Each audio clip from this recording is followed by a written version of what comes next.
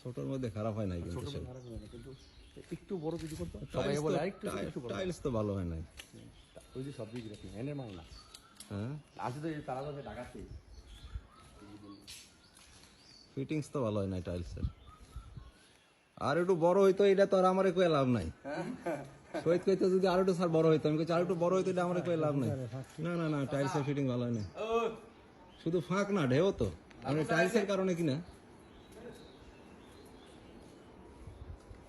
আসসালামু আলাইকুম কেমন আছেন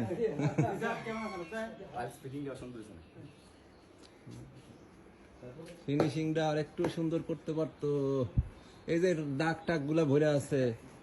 এগুলা টাইলসের মধ্যে আবার ওই যে রং করছে যে এরা এইগুলো বুঝি ইয়া করছে যাওয়া যাবে ভিতরে ভিতরে ভিতরে আসতে পারবো